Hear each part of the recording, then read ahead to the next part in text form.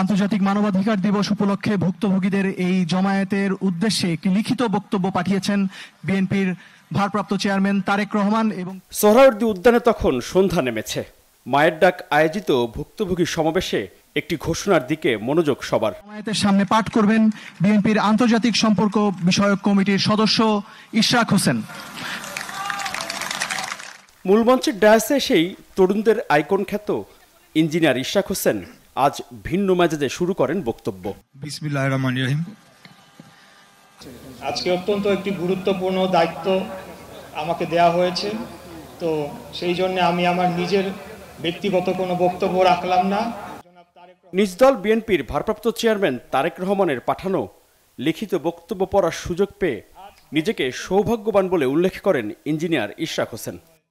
আমি শুধু এতটুকুই বলতে চাই, ইতিপূর্বে বক্তব্য রেখে যাওয়া বৈষম্য বিরোধী ছাত্র আন্দোলন নেতৃবৃন্দের সহ অন্যান্য সকলে যারা খুনি হাসিনার বিচার চেয়েছে, সেটার সাথে আমি সর্বাত্মকভাবে একাত্মতা পোষণ করছি।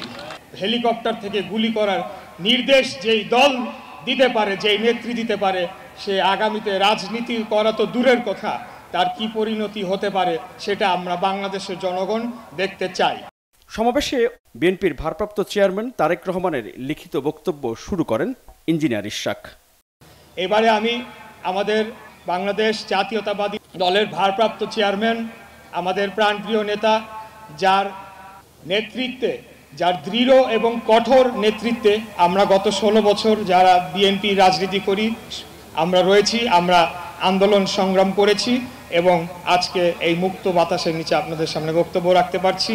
সেই প্রাণপ্রিয় নেতা জনাব তারেক রহমানের লিখিত বক্তব্য আপনাদের মাঝে উপস্থাপন করছি। মানবাধিকার বিষয়ে জাতিসংঘ সহ আন্তর্জাতিক সংস্থাগুলোর সুপারিশ ও নির্দেশনা বিগত আওয়ামী লীগ সরকারের সময় উপেক্ষা করা হয়েছিল বলে উল্লেখ করেন তারেক রহমান।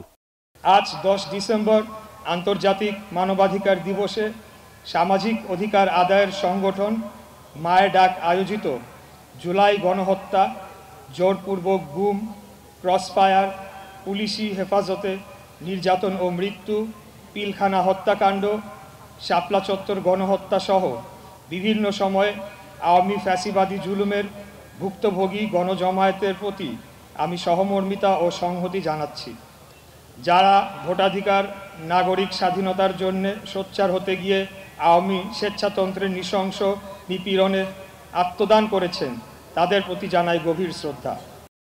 দলের ভারপ্রাপ্ত চেয়ারম্যান তারেক রহমানের পাঠানো বক্তব্যে গুরুত্ব দেন মানুষের জন্মগত অধিকার ও রাষ্ট্রীয় অধিকারের বিষয়টি। ইশরাক হোসেনের মুখে তারেক রহমানের লিখিত বক্তব্য পিনপতন নীরবতায় শুনছিলেন আগত জনতা।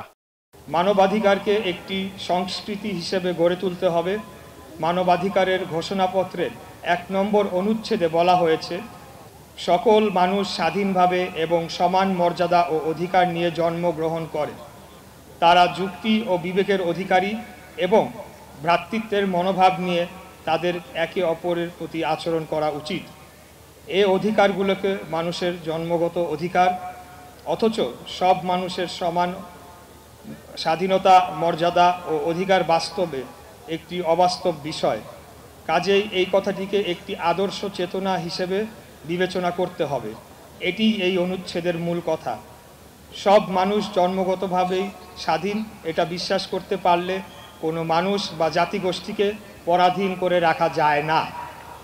অর্থাৎ যেসব শাসক গোষ্ঠী এখনও বিশ্বের নানা প্রান্তে কোনো মানুষকে বা জাতিগোষ্ঠীকে নির্যাতন নিপীড়ন করছে, পরাধীনতার শৃঙ্খলে আবদ্ধ করে রাখতে শক্তি প্রয়োগ করছে, তারা মূলত মানুষের জন্মগত স্বাধীনতায় বিশ্বাস করে না। বিএনপির 31 দফার ভিত্তিতে এই কথার প্রতিফলন আছে।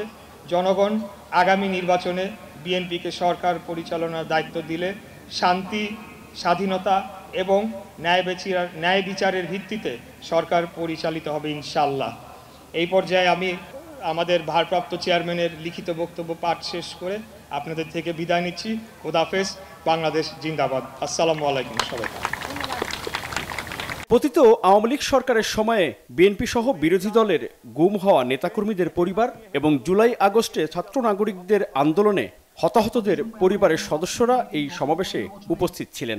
আর মঞ্চে ছিলেন বিএনপি স্থায়ী কমিটির সদস্য ডক্টর আব্দুল মঈন খান, তথ্য ও সম্প্রচার মন্ত্রণালয়ের উপদেষ্টা নাহিদ ইসলাম সহ জামায়াত ইসলামী, নাগরিক ঐক্য, জাতীয় নাগরিক কমিটি ও বৈষম্য বিরোধী ছাত্র আন্দোলনের নেতৃবৃন্দ সহ বিভিন্ন রাজনৈতিক দলের শীর্ষ নেতা ও সমাজের নানা পেশার প্রতিনিধি।